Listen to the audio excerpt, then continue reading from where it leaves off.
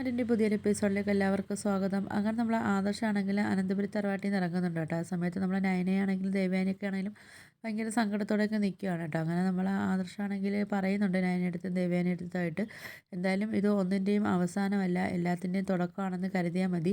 ഇനി എന്തായാലും ഞാനിങ്ങോട്ട് മുത്തശ്ശൻ്റെ മുമ്പിൽ ഞാൻ തല ഉയർത്തി പിടിച്ച് നിൽക്കാൻ പറ്റുന്ന ആ ഒരു സമയമാകുമ്പോഴേ ഞാൻ ഇങ്ങോട്ട് വരത്തുള്ളൂ എന്നൊക്കെ നമ്മൾ ആദർശ് പറഞ്ഞിട്ട് ആദർശ് പോകുന്നുണ്ട് കേട്ടോ. അപ്പോഴത്തേക്കും നമ്മൾ നയനയാണെങ്കിലും ഭയങ്കര സങ്കടത്തോടെയൊക്കെ കരഞ്ഞിട്ടാണെങ്കിലും നേരെ അകത്തോട്ട് വന്നിട്ട് മുത്തശ്ശിയുടെ തോളിൽ കിടന്ന് കരയുകയും വയ്ക്കുകയൊക്കെ ചെയ്യുന്നുണ്ട്. ആ സമയത്ത് നമ്മളെ ദേവയാനി പറയുന്നുണ്ട്, എന്തായാലും മോളിപ്പോൾ ഇരിക്കുന്ന അവസ്ഥയിൽ മോൾക്ക് ഒരുപാട് സങ്കടപ്പെടാനോ ടെൻഷൻ അടിക്കാനോ ഒന്നും പാടില്ല. ആ ഒരു അവസ്ഥയിൽ എന്തായാലും അച്ഛനിക്ക് പറയാമായിരുന്നു ആദർശ് എന്തായാലും പോകണ്ടെന്നുള്ള കാര്യമൊക്കെ അച്ഛനിക്ക് പറയാമെന്നൊക്കെ പറഞ്ഞിട്ട് നമ്മളെ ദേവയാനാണെങ്കിൽ സങ്കടത്തോടെയൊക്കെ ആണെങ്കിലും മുത്തശ്ശി അടുത്ത് പറയുന്നുണ്ട് കേട്ടോ. അപ്പോൾ ഇത് കേട്ടിട്ടാണെങ്കിൽ നമ്മൾ മുത്തശ്ശി ആണെങ്കിൽ നേരെ മുത്തശ്ശിൻ്റെ അടുത്ത് ചെന്നിട്ട് കരയുന്നുണ്ട്. എന്തായാലും നമ്മളെ നെടുന്തൂണായ ആദർശ് എന്തായാലും ഇവിടുന്ന് പോയിട്ടുണ്ട്.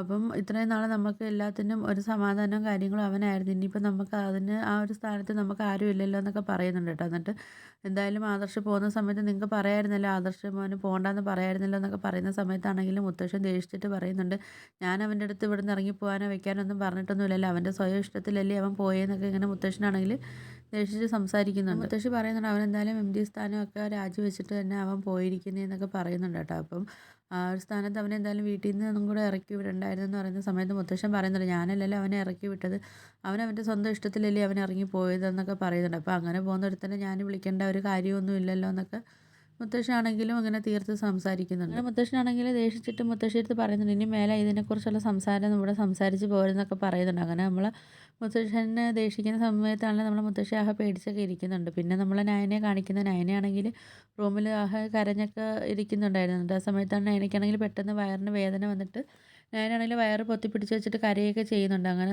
നയന വേദന സഹിക്കാൻ വയ്യാതാണെങ്കിൽ നയന തറയിലൊക്കെ വീഴുകയൊക്കെ ചെയ്യുന്നുണ്ട്. ആ സമയത്ത് നമ്മൾ ദേവയാനിയാണെങ്കിൽ അങ്ങോട്ട് ഓടി വരുന്നുണ്ട്. അപ്പോൾ ദേവയാനി വരുന്ന സമയത്ത് നയന തറയിൽ വീണ് കിടക്കുന്ന കാണുകയൊക്കെ ചെയ്യുന്നത്. അങ്ങനെ ദേവയാനി ഓടി വന്നിട്ടാണ് നമ്മൾ നയനയെ പിടിച്ചൊക്കെ എഴുന്നേൽപ്പിക്കുന്നുണ്ട്. എന്നിട്ട് ചോദിക്കുന്നുണ്ട്, എന്താ പറ്റി മോളെ, നിനക്ക് എന്താ പറ്റിയത്, നീ എന്തിങ്ങനെ വയറും പൊത്തിപ്പിടിച്ച് വെച്ച് കരയുകയും വയ്ക്കുകയൊക്കെ ചെയ്യുന്നത് എന്താണെന്നൊക്കെ ചോദിക്കുന്നുണ്ട് കേട്ടോ. അപ്പോൾ നീ എന്താ കൊണ്ടാണ് മോൾ ഇങ്ങനെ തറയിലിരുന്ന് കരയുന്നതെന്നൊക്കെ ചോദിക്കുന്നുണ്ട് കേട്ടോ. അപ്പോൾ മോളെന്തിങ്ങനെ വയറും പിടിച്ച് വെച്ച് കരയുന്നതെന്നൊക്കെ ചോദിക്കുന്ന സമയത്താണെങ്കിൽ നമ്മൾ നയന പറയുന്നുണ്ട്, എന്താണെന്ന് എനിക്ക് അറിയത്തില്ല അമ്മ, എനിക്ക് ഭയങ്കരമായിട്ട് വയറ് വേദന എടുക്കുന്നത് എനിക്ക് സഹിക്കാൻ പറ്റുന്നില്ല എന്നൊക്കെ പറയുമ്പോൾ നമ്മളെ ദേവയാനി പറയുന്നുണ്ട്, മോളെ അത് ചിലപ്പം ടെൻഷൻ കൊണ്ടായിരിക്കും എന്ന് പറയുന്ന സമയത്താണെങ്കിൽ നയന പറയുന്നുണ്ട്, അതല്ല അമ്മ, എനിക്ക് എന്തായാലും ഇങ്ങനെ വയറുവേദന വന്നിട്ടില്ല, എനിക്ക് നല്ല ഫീൽ ചെയ്യുന്നുണ്ട്, എനിക്കൊട്ടും പറ്റുന്നില്ല എന്നൊക്കെ പറയുന്നുണ്ട് കേട്ടോ. അപ്പോഴത്തേക്ക് എൻ്റെ കുഞ്ഞിന് എന്തെങ്കിലും സംഭവിക്കുമോ എന്നൊക്കെ ചോദിച്ചിട്ട് കരയൊക്കെ ചെയ്യുന്നുണ്ട്. ആ സമയത്ത് നമ്മളെ ദേവയാനിയാണെങ്കിൽ നയനെ ആശ്വസിപ്പിച്ചിട്ടാണെങ്കിൽ പിടിച്ച് കട്ടിലിരുത്തിയിട്ടാണ് നമ്മളെ ദേവയാനി നേരെ മുത്തശ്ശൻ്റെ റൂമിലോട്ട് പോകുന്നുണ്ട് കേട്ടോ. എന്നിട്ട് മുത്തശ്ശൻ്റെ അടുത്ത് പറയുന്നുണ്ട്, അച്ഛാ മോക്കൊട്ടും വയ്യ, മോളാണെങ്കിൽ ഭയങ്കരമായിട്ട് വയറുവേദന എടുത്തിരുന്ന് അവിടെ നിന്ന് കരയുന്നുണ്ട്, ഞാൻ അങ്ങോട്ട് ചെല്ലുന്ന സമയത്ത് മോള് തറയിൽ വീണിരുന്ന് വയറും പൊത്തി പിടിച്ചിട്ട് കരയൊക്കെ ചെയ്യുമായിരുന്നൊക്കെ പറയുന്നുണ്ട് കേട്ടോ. അപ്പോൾ ആ സമയത്താണെങ്കിൽ നമ്മൾ മുത്തശ്ശി പറയുന്നുണ്ട്, ഞാൻ അപ്പോഴേ പറഞ്ഞില്ലേ അമ്മ കരഞ്ഞാൽ കുഞ്ഞിനും അത് ദോഷമാണെന്നുള്ള കാര്യം പറഞ്ഞപ്പം ഇദ്ദേഹം ആണെങ്കിൽ ഒന്നും മിണ്ടാതെ മല പോലെ ഇല്ലേ ഇരുന്നേന്നൊക്കെ ഇങ്ങനെ മുത്തശ്ശിയാണെങ്കിലും മുത്തശ്ശനെ കുറ്റപ്പെടുത്തുന്നുണ്ട്. നമ്മൾ ദേവയാനാണെങ്കിൽ പറയുന്നുണ്ട് മുത്തശ്ശൻ്റെ അടുത്ത്, അച്ഛൻ കാരണമാണ് ഇപ്പോൾ ഇങ്ങനൊരു അവസ്ഥ വന്നത്, എന്തായാലും ആദർശമം പോകാൻ വേണ്ടി ഇറങ്ങുന്ന സമയത്ത് അച്ഛനിക്ക് ഒരു വാക്ക് പറയായിരുന്നല്ലോ, പോകണ്ടെന്ന് പറയായിരുന്നല്ലോ, അങ്ങനെ ആയിരുന്നെങ്കിൽ ഇന്നിപ്പം നയനയ്ക്ക് ഇങ്ങനെ ഒരു പ്രശ്നമോ കാര്യങ്ങളോ വരത്തില്ലല്ലോ അച്ഛാ, എന്നാൽ ഈ കുഞ്ഞിന് എന്തെങ്കിലും സംഭവിക്കാമെന്ന് അറിയത്തില്ല, നയനമോളാണെങ്കിൽ വയറ് പൊത്തിപ്പിടിച്ച് വെച്ചിരുന്ന കരയും വെക്കുകയൊക്കെ ചെയ്യുന്നതെന്നൊക്കെ പറയുന്നുണ്ട് കേട്ടോ.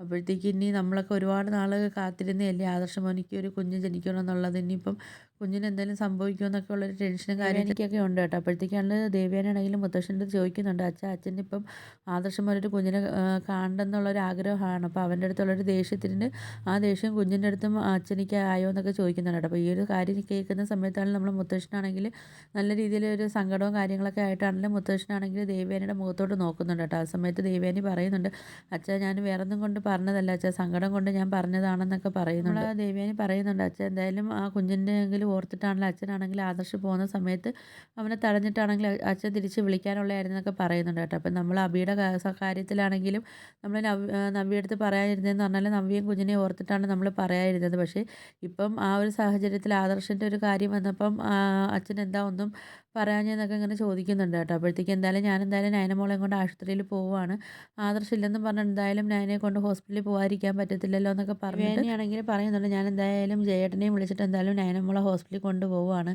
എന്തായാലും ആദർശമില്ലെന്ന് പറഞ്ഞാൽ എനിക്ക് നയനമോളെ വിട്ട് വേദന സഹിക്കാനൊന്നും പറ്റത്തില്ലല്ലോ എന്നൊക്കെ പറഞ്ഞിട്ടാണെങ്കിൽ മുത്തശ്ശൻ്റെ അടുത്ത് ദേഷിച്ചിട്ടാണെങ്കിൽ നമ്മളെ ദേവയാനി ആണെങ്കിൽ അവിടെ നിന്ന് റൂമിൽ നിന്ന് പോകുന്നുണ്ട് കേട്ടോ. അപ്പോഴത്തേക്ക് മുത്തശ്ശി പറയുന്നുണ്ട്, "എന്തായാലും നമ്മളെ അടുത്ത് ദേവയാനി ഇത്രയും വർഷമായിട്ട് ഇങ്ങനെയൊന്നും നമ്മളടുത്ത് സംസാരിച്ചിട്ടില്ല. പ്രത്യേകിച്ച് നിങ്ങളടുത്തും അങ്ങനെ ഒരു വാക്ക് പോലും അവൾ മുഖം കറുപ്പിച്ച് സംസാരിച്ചിട്ടില്ല. പക്ഷേ ഇപ്പം അവൾക്ക് അത്രയ്ക്കും സങ്കടങ്ങൾ ഉണ്ട്. കാര്യം ആദർശ് പോകുന്ന സമയത്ത് നിങ്ങൾ പറയണമായിരുന്നു പോകണ്ടാന്ന്.